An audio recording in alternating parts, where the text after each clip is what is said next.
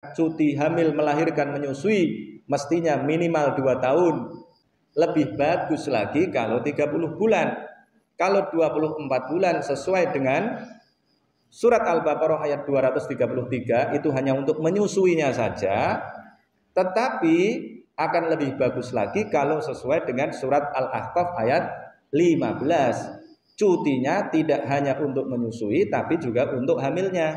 Jadi hamil dan menyusui diberi cuti selama 30 bulan agar ibu-ibu fokus mengurus anaknya sejak dalam kandungan, kemudian memberikan ASI yang cukup sampai mereka anak-anaknya berumur 2 tahun. Jadi minimal 30 bulan, begitu.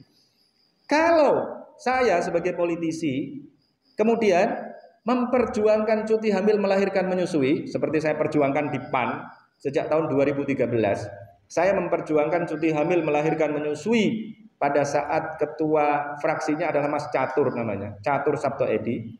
Tapi diperjuangkan lama sekali. Ya, kenapa? Karena partai-partai lain belum mendukung.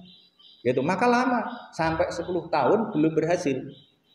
Padahal yang saya perjuangkan bukan 30 bulan, bukan 2 tahun, tetapi hanya 9 bulan.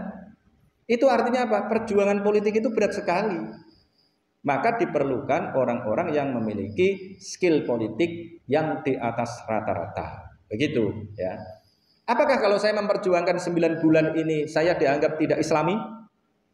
Ya nggak bisa begitu. Kenapa? Yang saya lakukan bukan keluar dari koridor Islam, tetapi yang saya lakukan adalah al-hikmah. Gitu. Yang saya lakukan adalah al-hikmah, strategi dan taktik. Dan saya melakukannya juga pakai argumentasi yang bukan dari Al-Quran kemudian. Kenapa? Agar bisa diterima oleh orang lain yang berbeda secara sara, gitu. Terutama dalam konteks agama. Karena argumen saya awali dari Al-Quran, saya awali dari hadis Nabi. Kalau saya mengatakan bahwa ini dari Al-Quran, dari hadis Nabi, maka umat yang lain berpotensi untuk tidak mau menerima. Wah, itu Islam. Itu. Padahal yang disampaikan oleh Islam ini sesuai dengan temuan sains. Gitu. Temuan di bidang sains. Sesuai. Maka yang harus saya lakukan adalah objektifikasi. Ini cuti hamil melahirkan menyusui ini berdasarkan temuan di bidang kedokteran, terutama kedokteran anak, ini sangat penting. Maka harus kita berikan kepada para ibu. Kalau sudah begitu, maka semua orang yang berasal dari agama apapun akan bisa menerima. Begitu. Itu namanya strategi dan taktik. Strategi dan taktik itulah yang disebut sebagai al-hikmah. Nah, Nabi Muhammad adalah orang yang diajari oleh Allah, punya Alkitab dan punya Al-Hikmah. Di dalam Al-Quran ada banyak ayat yang menjelaskan bahwa Nabi Muhammad mendapatkan pengajaran dari Allah Subhanahu wa Ta'ala berupa Alkitab wal Hikmah. Nabi Muhammad diberikan ketetapan doktrin, ya. Tetapi untuk mencapai doktrin itu diperlukan strategi dan taktik. Maka disebut di dalam Al-Quran ada wa yu'allimuhumul kitaba wal hikmah misalnya. Jadi Nabi Muhammad pun mendapatkan Alkitab, mendapatkan doktrin harus begini. Tauhid misalnya, itu doktrin. Tapi dalam konteks-konteks yang lain yang selain tauhid ada doktrinnya juga, ada ketetapan dari Allah, tapi ketetapan itu tidak bisa langsung diwujudkan. Kadang-kadang begitu. Misalnya apa? Misalnya kesetaraan antara laki-laki dan perempuan itu tidak bisa langsung dicapai. Untuk bisa mencapai itu diperlukan apa? Strategi dan taktik. Rasulullah ingin membebaskan manusia dari perbudakan, tetapi sampai Rasulullah meninggal perbudakan masih ada. Bahkan sampai di era Eropa modern, ya, masih ada perbudakan. Nah, tapi sekarang kemudian sudah dihapus. Itu adalah keinginan Islam tadinya, tapi belum bisa terwujud pada saat itu. Tetapi pesannya dalam Al-Quran sudah bisa ditangkap bahwa sesungguhnya Islam menginginkan agar perbudakan di seluruh dunia harus dihapuskan. Oh begitu. Paham Bil? Maka kalian nanti bandingkan, ada ketidakkonsistenan antara perspektif tentang perbudakan dengan perspektif tentang perempuan. Kalau semua orang Islam setuju bahwa perbudakan harus dihapuskan, walaupun di dalam Al-Quran masih ada aturan tentang perbudakan. Artinya itu seolah-olah Islam memperbolehkan perbudakan, padahal enggak gitu. Segala sesuatu yang melanggar atau segala pelanggaran, ya tuh banyak sekali pelanggaran yang disebutkan di dalam Al-Quran yang kemudian hukumannya adalah membebaskan budak gitu. Jadi ada banyak sekali ayat Al-Quran yang menjelaskan bahwa pelanggaran-pelanggaran tertentu harus dibayar atau harus ditebus. Sanksinya adalah memerdekakan budak. Selain itu juga ada seruan-seruan untuk membebaskan budak. Misalnya apa? Fakku raqabah, membebaskan budak dari perbudakan. Tapi di dalam Al-Quran tidak ada penghapusan perbudakan, nggak ada. Apakah sekarang kita akan menerima perbudakan itu ada? Ya enggak gitu. Nah sekarang analogkan dengan perempuan. Perempuan pada saat itu posisinya adalah posisi yang sangat bawah.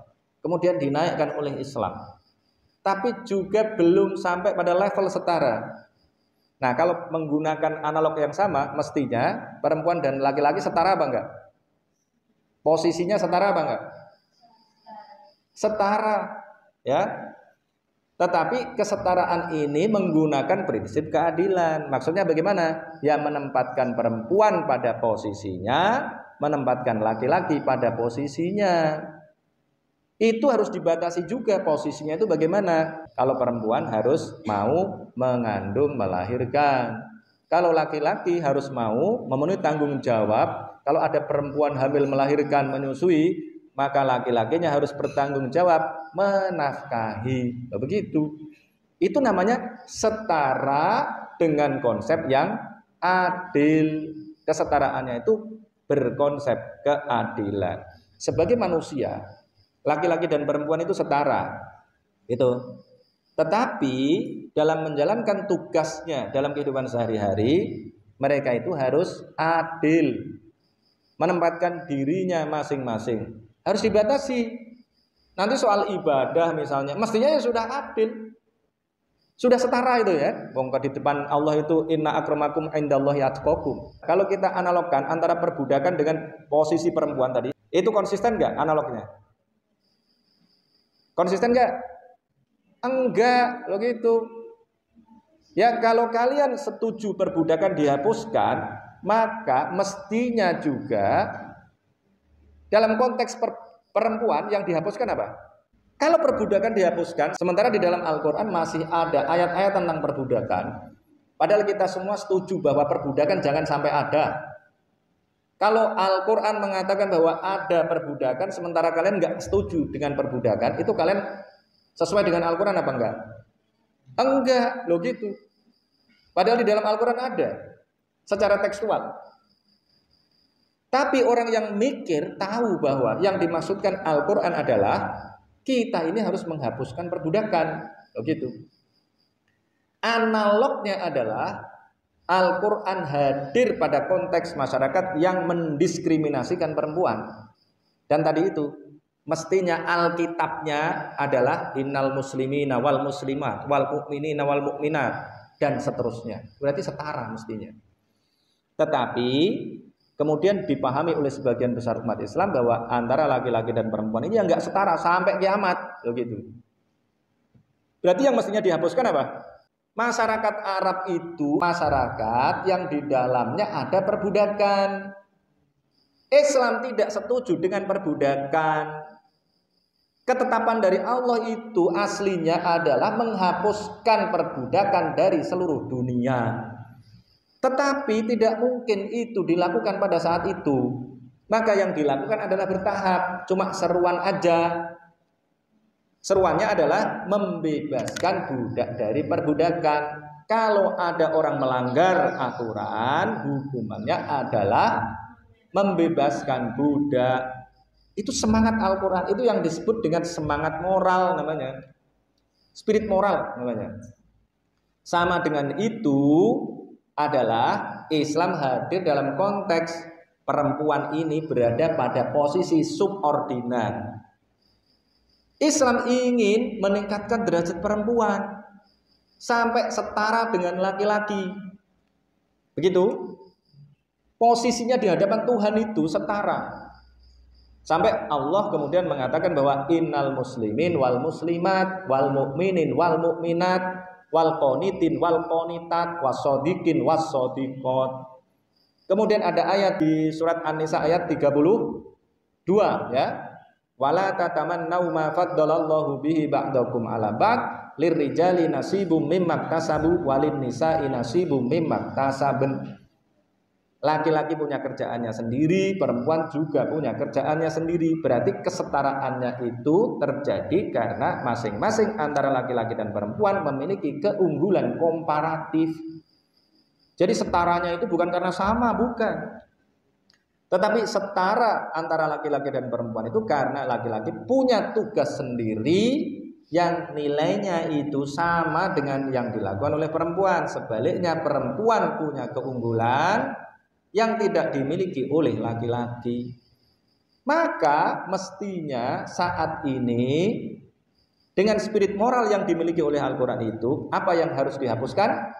Diskriminasi, mensubordinasi perempuan, itu harus dihapuskan. Begitu. Kalau sudah tidak ada lagi subordinasi, maka melakukan apa saja yang tidak berkaitan dengan melahirkan, menyusui, ya bisa dilakukan oleh perempuan. Tapi kalau laki-laki kamu suruh melahirkan, ya gak bisa. Begitu. Malah justru sebaliknya, mestinya laki-laki itu tidak mampu untuk melakukan sesuatu yang dilakukan oleh perempuan. Begitu.